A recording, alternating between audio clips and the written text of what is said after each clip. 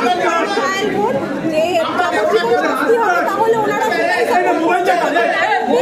ওনারা further investigation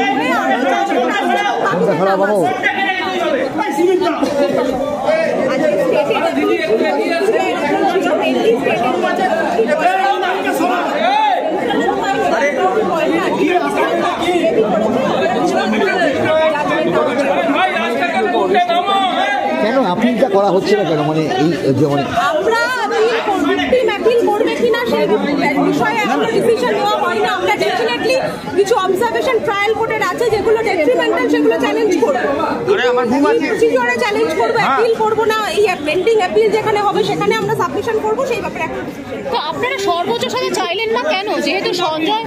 তার কারণ আমি ওনাদের সাথে অনেকবার কথা বলেছি, যে বাবা মা আছেন ভিকটিমের, ওনাদের বক্তব্য যে ওনার মেয়ের প্রাণ গেছে মানেই যে বাকি যারা দোষী তাদেরকে প্রাণহানির শাস্তি দিতে হবে, সেটা ওনারা চান না।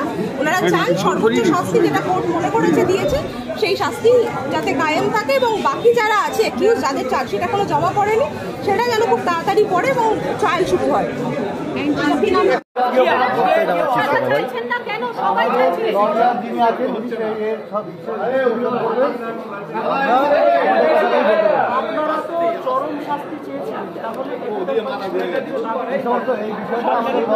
আস্তে আস্তে করতে হবে না, এখনো পর্যন্ত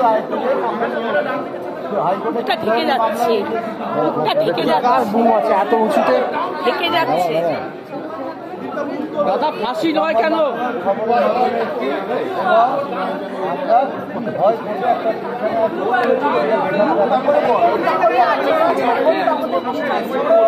আজকেই তো বলেছে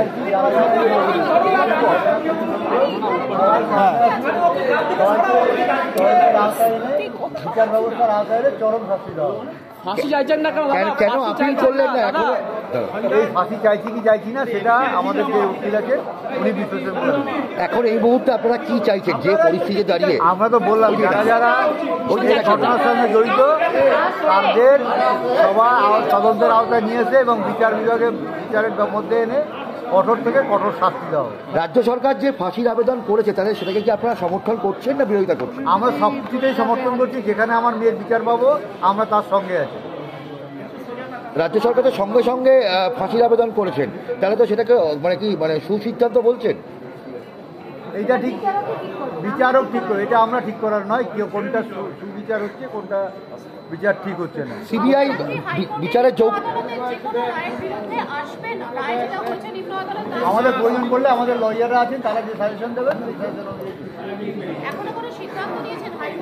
না, আমরা এখনো সেই সিদ্ধান্ত আসতে পারিনি। যেটা কোর্ট কি বলেন তারপরে আমরা সিদ্ধান্ত আমরা যে সিদ্ধান্ত আমরা হাইকোর্টে 55টা কোশ্চেন রেখেছি এবং হাইকোর্ট যেহেতু সিঙ্গেল বেঞ্চে আমরা মামলাটা রেখেছি, সুপ্রিম কোর্ট থেকে ক্লারিফিকেশন আনতে হবে।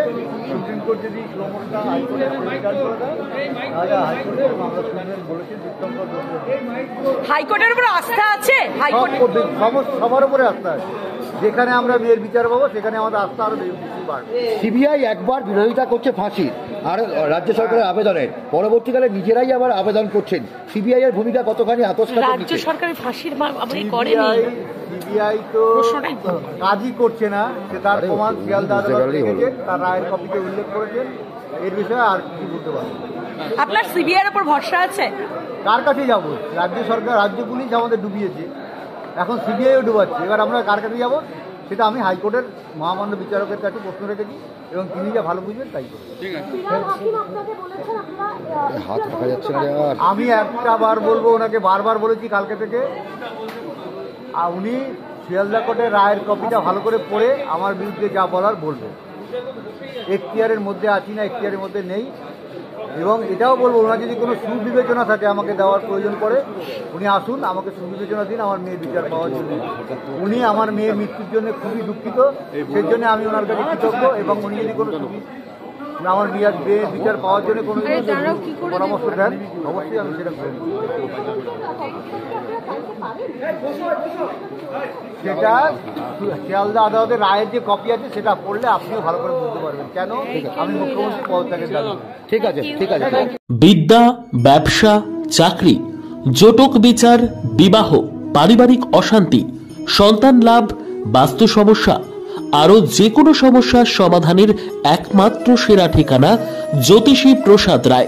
আর দেরি না করে আজই চলে আসুন প্রসাদ রায়ের কাছে। আমাদের ঠিকানা RC80 Bengal Ambuja city centre, Durgapur 16, near Jorhat rotary. Phone নম্বর 7407250555 অথবা 9064620444।